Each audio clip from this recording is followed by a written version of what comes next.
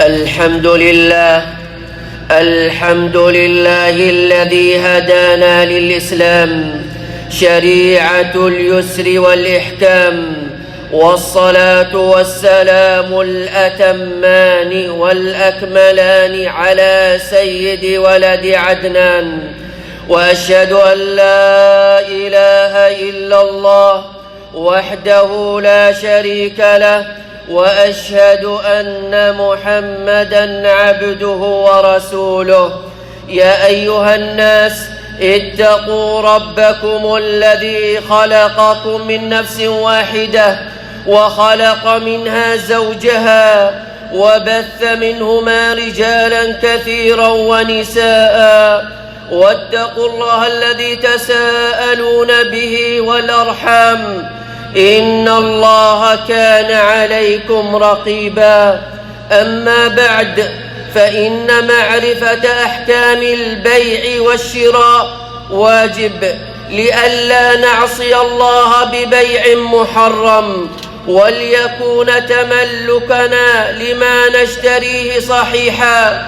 فكم من بائع ومشتر تملك ببيع غير شرعي فأكل وشرب حراما، بل وأكل أولاده حراما. وإن هناك بيوعا بيّنت الشريعة حرمتها، منها أولا بيع النجش. أخرج البخاري ومسلم عن أبي هريرة رضي الله عنه أن النبي صلى الله عليه وسلم قال: ولا تناجشوا. والنجش هو أن يزايد الرجل في ثمن السلعة وهو لا يريد شراءها، وإنما يرفع ثمنها.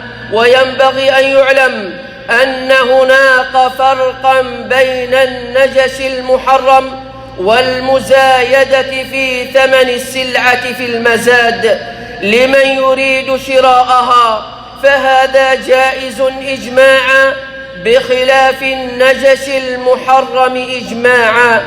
ثانيا بيع الرجل على بيع أخيه. أخرج البخاري ومسلم عن أبي هريرة رضي الله عنه أن النبي صلى الله عليه وسلم قال: لا يبع بعضكم على بيع بعض. ومعنى يبع الرجل على بيع أخيه أنه إذا تبايع رجلان ولا يزالان في المجلس وقت الخيار واتفقا على ثمن معين، فإنه لا يجوز لأحد أن يعرض عليه السلعة بثمن أقل، لأنه من بيع الرجل على بيع أخيه. ثالثا تلقي الركبان. أخرج البخاري ومسلم عن ابن عباس رضي الله عنه أن النبي صلى الله عليه وسلم قال: لا تلقوا الركبان.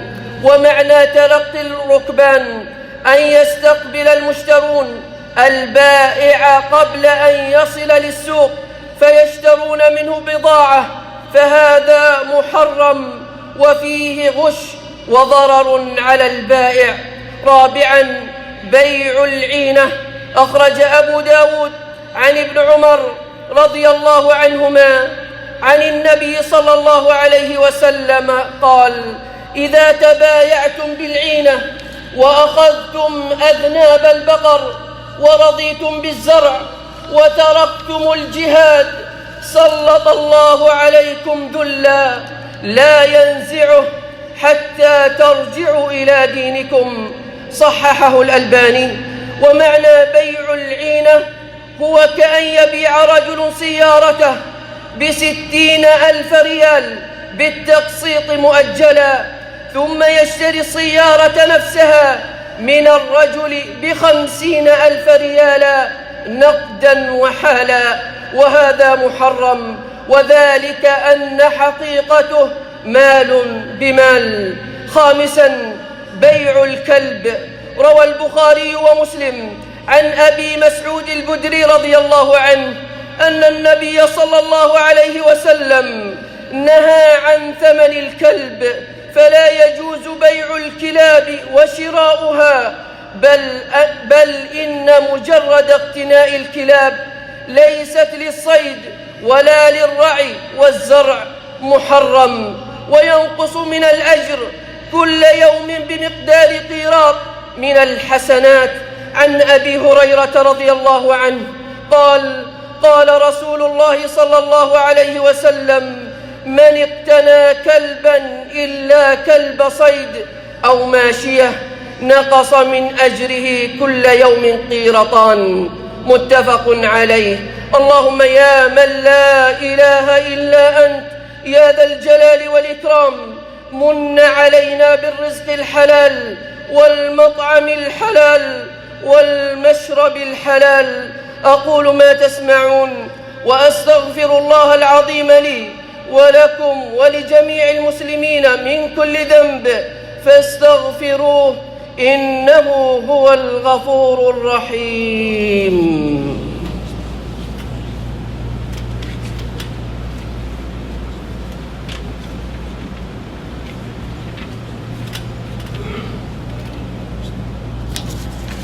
الحمد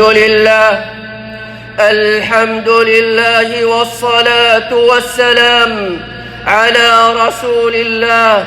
أما بعد، فإن مما هو شائع ومنتشر عند البيع والشراء الغش، وهو كبيرة من كبائر الذنوب وسبب لمحقة البركة. عن أبي هريرة رضي الله عنه عن رسول الله صلى الله عليه وسلم أنه مر على صبرة طعام فأدخل يده فيها فنالت أصابعه بللا، فقال: ما هذا يا صاحب الطعام؟ قال: أصابته السماء يا رسول الله. فقال: أفلا جعلته فوق الطعام كي يراه الناس؟ من غش فليس مني. رواه مسلم. فإن الغش والبيع والشراء المحرم يجعل المال حراما، وإذا كان المال حراما منع إجابة الدعاء.